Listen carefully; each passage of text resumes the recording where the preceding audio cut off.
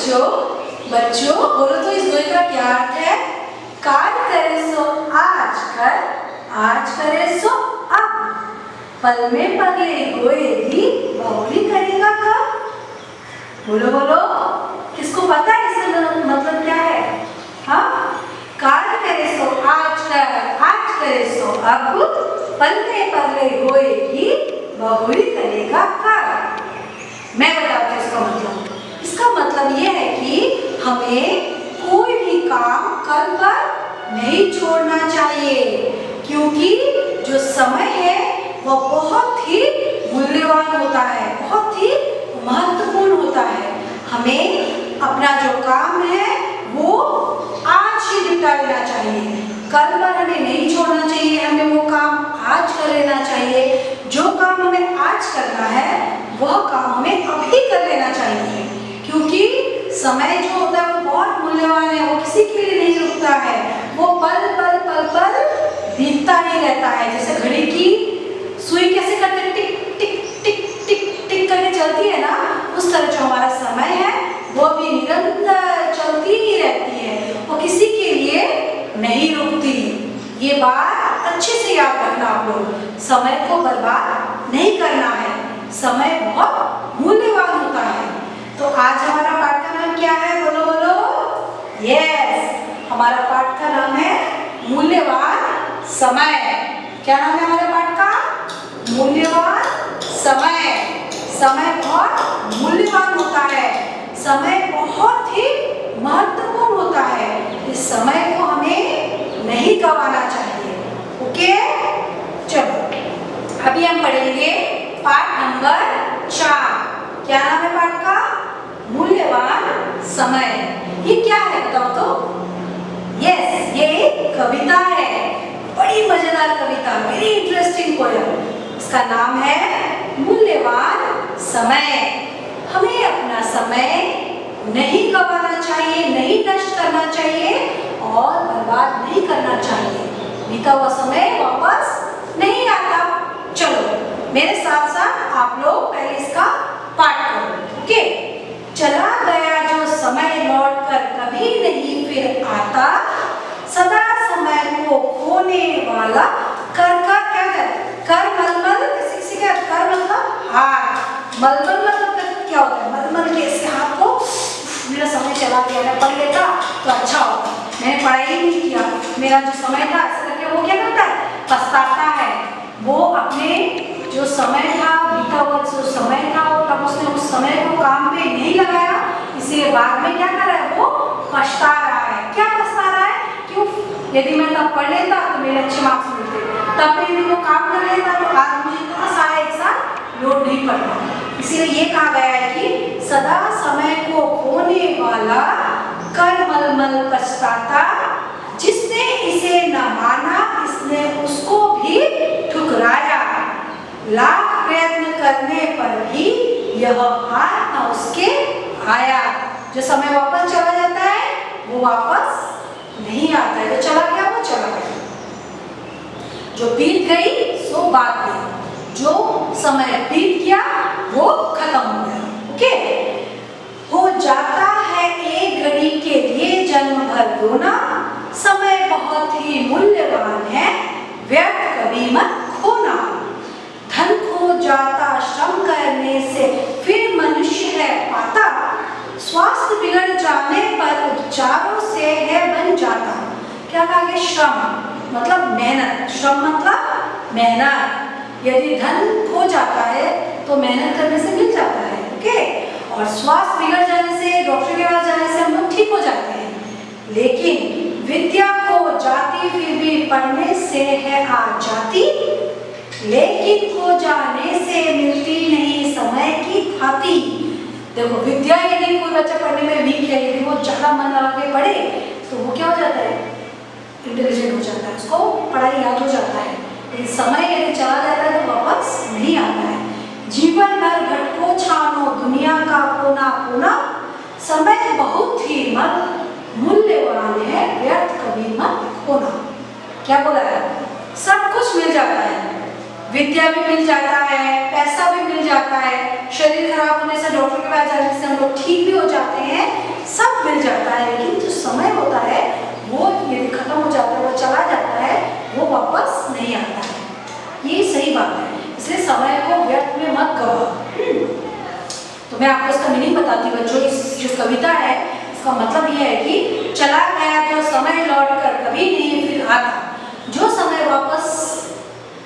समय चला जाता है वो क्या करता है, वापस नहीं आता।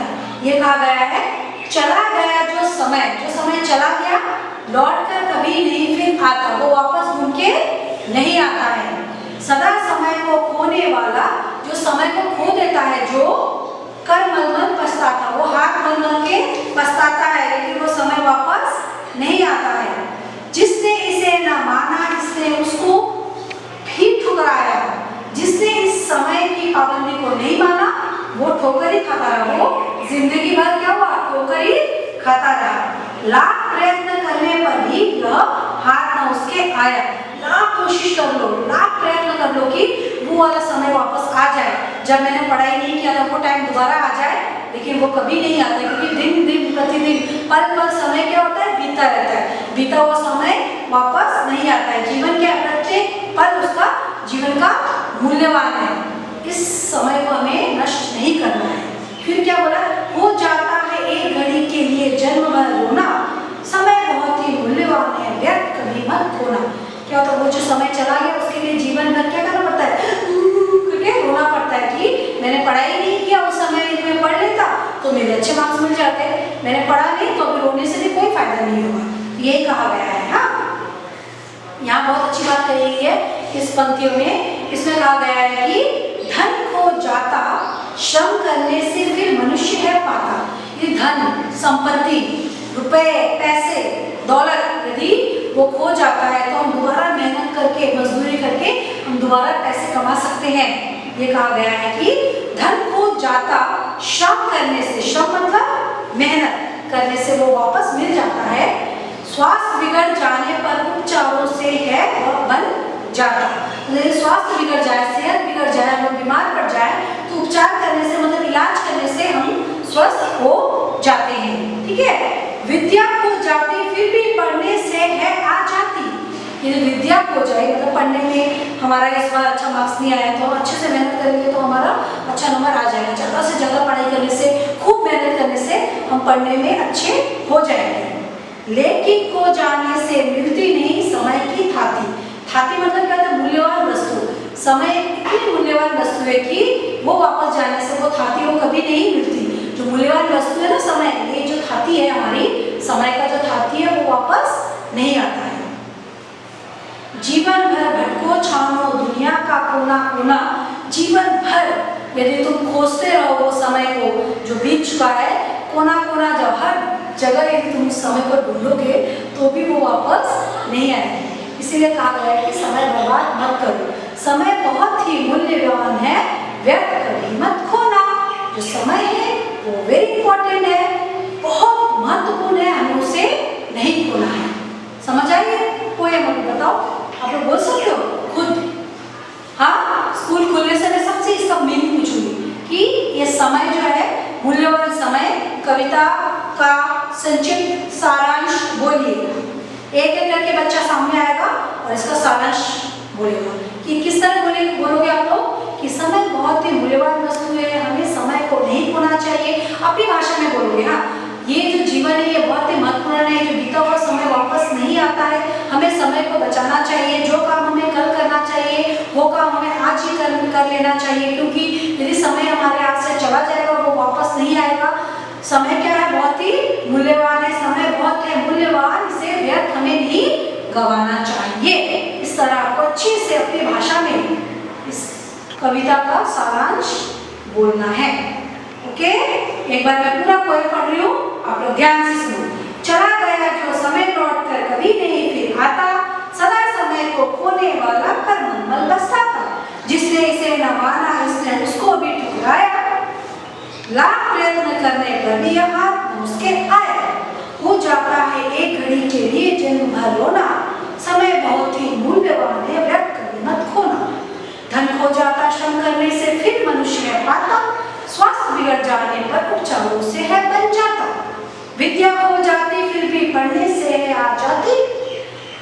खो जाने से मिलती नहीं समय की थाती। जीवन भर भटको छानो दुनिया का कोना कोना, समय बहुत ही मूल्यवान है व्यर्थ मत खोना। ओके, इसको अच्छे से याद करना है और कक्षा खुलने के बाद सबको सामने आके इसको सुनाना है। ओके, धन्यवाद बच्चों। अभी हम करेंगे क्या? यस, मूल्यवान समय का प्रश्न उत्तर। सबसे पहले मौखिक फिर लिखित। ओके, सबसे पहला है मौखिक प्रश्न नंबर 1, धन और समय में से क्या मूल्यवान है और क्यों? इसका उत्तर है धन और समय में से समय अधिक मूल्यवान है। क्यों? क्योंकि समय को हम रोक नहीं सकते हैं और धन क्या कर सकते हैं? हम अधिक से अधिक मेहनत करके दोबारा कमा सकते हैं, लेकिन समय को क्या करते हैं हम लोग रोक नहीं पाते हैं, इसलिए क्या मूल्यवान हुआ? समय। प्रश्न नंबर 2, कवि इस कविता में क्या कहना चाहते हैं? कवि इस कविता में ये कहना चाहते हैं कि जीवन का प्रत्येक पल मूल्यवान है, हमें इस पल को खोना नहीं चाहिए। ठीक है, आपको समझ आया? हमें हमारे जो समय है वो बहुत मूल्यवान है, उसे खोना नहीं चाहिए। प्रश्न नंबर 3 है जो मैंने आपको जब पाठ पढ़ाया था तब भी बताया था, कविता को याद करके जोर जोर से गाइए। ओके, अभी हम पढ़ेंगे लिखित। प्रश्नोत्तर लिखित का प्रश्न नंबर 1 है, नीचे लिखे अधूरे वाक्य को पढ़िए और पूरा कीजिए। इस वाक्य को क्या करना है? पूरा करना है। समय को खोने वाला हाथ मल मल कर क्या करता है? पछताता है। क्या लिखना है आपको इधर? पछताता है। बीता समय लाख कोशिश करने पर भी उसके हाथ नहीं आता है। यस, यदि एक महत्वपूर्ण पल हम नासमझी में खो देते हैं तो उसके लिए कभी कभी क्या करना पड़ता है? जीवन भर पछताना पड़ता है। हमें क्या लिखना है? जीवन भर पछताना पड़ता है। उसके बाद दिया है, श्रम करके मनुष्य धन कमा सकता है। क्या? श्रम करके मनुष्य धन कमा सकता है, समय नहीं। धन कमा सकता है लेकिन समय नहीं कमा सकता है। इलाज करने से हमारा स्वास्थ्य ठीक हो जाता है। पढ़ाई करने से खोई हुई विद्या प्राप्त हो जाती है। क्या लिखना है? खोई हुई विद्या प्राप्त हो जाती है। लेकिन समय जैसी मूल्यवान चीज खो जाने पर वापस नहीं मिलती। क्या लिखना है? नहीं मिलती। समय का भरपूर उपयोग करो अच्छे कार्य में। किस कार्य में समय का उपयोग करना है? अच्छे कार्य में इसका भरपूर उपयोग करना है। समय मूल्यवान है इसीलिए इसे व्यर्थ कभी मत खोना। क्या कहा गया है? समय मूल्यवान है इसीलिए इसे व्यर्थ कभी मत खोना। उसके बाद है भाषा की बात। भाषा की बात मैंने यहाँ लिख के दिया है। ये क्या है? तुकांत शब्द लिखना है। तुकांत मतलब जो राइमिंग वर्ड्स होता है उसे क्या कहते हैं? तुकांत शब्द। जो कविता में दिया गया है उसी से आपको ढूंढ के लिखना है। क्या है? फर्स्ट में दिया गया आता पछताता, ठुकराया आया, रोना खोना, पाता जाता, जाती थाती, और कोना खोना भी लिख सकते हो, सोना भी लिख सकते हो। ओके, उसके बाद नेक्स्ट है 2 नंबर में दिया गया है, आपको बस क्या करना है? इसको पढ़ना है। कर, किरण, टैक्स और हार, ये पर्यायवाची शब्द ही है। एक शब्द के अनेक अर्थ पढ़िए और जातिए। क्या? एक शब्द के अनेक अर्थ होते हैं। क्या क्या? एक कर का मतलब किरण होता है, सूर्य की किरण। एक टैक्स होता है, टैक्स मतलब जो हम कर भरते हैं ना, सरकार को हम टैक्स देते हैं ना, वही टैक्स। और एक है कर मतलब हाथ। घड़ी मतलब समय बताने का उपकरण और घड़ी मतलब पल। एक होता है पल पल, घड़ी बीत रहा है, और एक घड़ी होता है वॉच, समय। फिर दो समान अर्थ लिखिए। समान अर्थ लिखना है आपको। सदा मतलब क्या है? सर्वदा और निरंतर। श्रम मतलब काम, श्रम मतलब काम। मनुष्य आदमी। सर्वदा क्या है? सर्वदा और निरंतर, इसका मतलब है सदा का। सदा का है सर्वदा, निरंतर। उसके बाद यह श्रम का क्या है? काम, परिश्रम। उसके बाद दिया गया मनुष्य का, आदमी और नर, और लास्ट में दिया गया है ऐसे ही 3 शब्द और लिखिए। कैसे कैसे शब्द लिखना है? घड़ी भर, जन्म भर, रात भर, दिन भर और पल भर। आपको क्या क्या शब्द लिखना है बताओ तो? नंबर 4 में दिया गया है आपको, नंबर 4 में मैंने दिया है घड़ी भर और जन्म भर दिया गया है, रात भर, दिन भर और पल भर। एक है रात भर, फिर है दिन भर और एक है पल भर। ये आपको खुद से लिखना है 3 शब्द भर भर। घड़ी भर, जन्म भर, रात भर, दिन भर और पल भर। ये शब्द आपको खुद सोच के बना के ये शब्द लिखने हैं। ओके, अभी ये सब क्वेश्चन आंसर्स एंड व्याकरण आपको अपनी उत्तर पुस्तिका में लिख के रखना है, और जब स्कूल खुलेगा मैं आपकी कॉपी शेयर करूँगी। ओके बच्चों, धन्यवाद।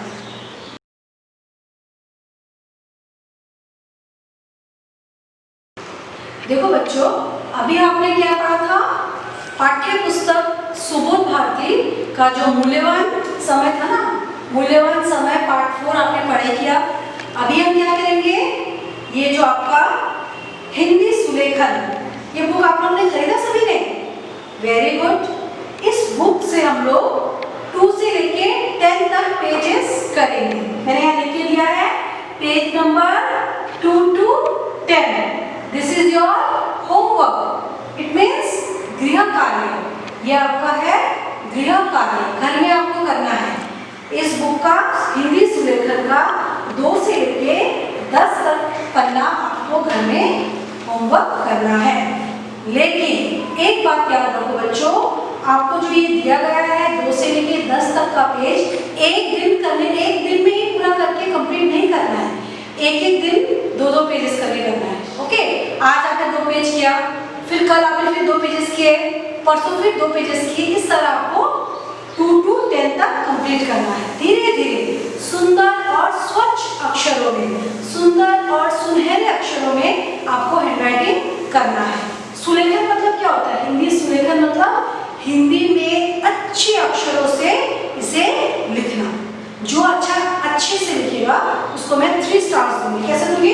देखो, तुम्हारे ग्रामर ये जो है ना सुलेखन का जो बुक है, इसमें मैं ऐसे करके स्टार्स दूंगी। ये देखो, दिस इज स्टार्स। ऐसा ना, ऐसे दूंगी जो अच्छे से लिखेगा।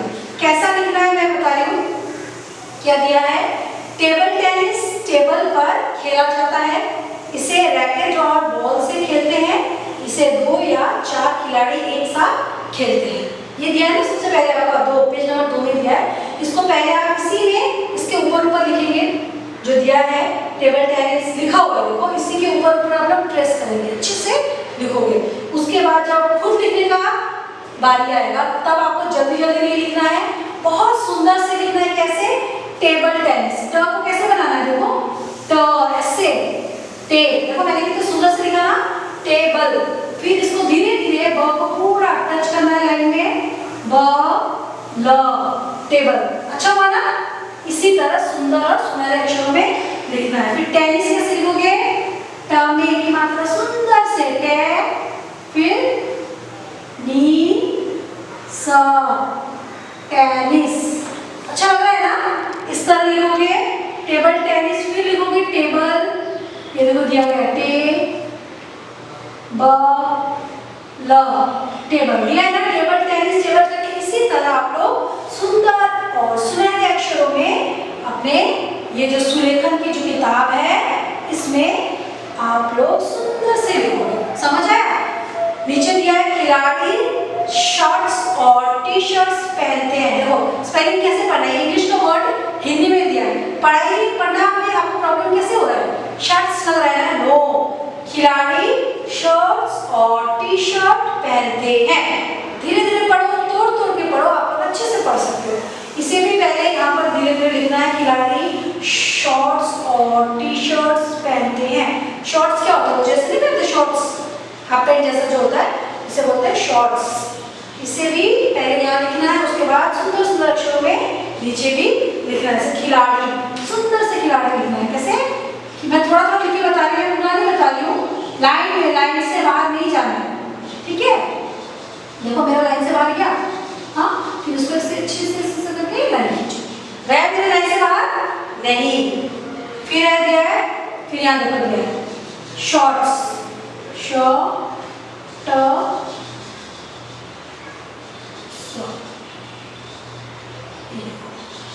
गया बाहर? हाँ, नहीं गया ना? इसी तरह आपको भी इस लाइन से बाहर नहीं ले जाना है, लाइन के अंदर ही लिखना है सुंदर सुंदर अक्षरों से। जो लेटर का जो साइज होता है, जो वर्ण के जो साइज है, उसे भी इधर इस लाइन से बाहर, नीचे और ऊपर नहीं ले जाना है, इसी लाइन के अंदर ही लिखना है, इसी डिब्बे के अंदर ही आना चाहिए, ना ऊपर जाना चाहिए ना नीचे जाना चाहिए, और एक ही साइज में सारे वर्ण होने चाहिए। ओके, समझ आया? इस तरह आपको पेज नंबर 2 से लेके 10 तक लिखना है, और जो अच्छे से लिखेगा उसको मैं 3 स्टार्स दूंगी। इसलिए कोशिश करो बेटा एक दिन में बस 2-2 पेजेस से लिखो, लेकिन सुंदर और सुनहरे अक्षरों में लिखना है। Okay, thank you.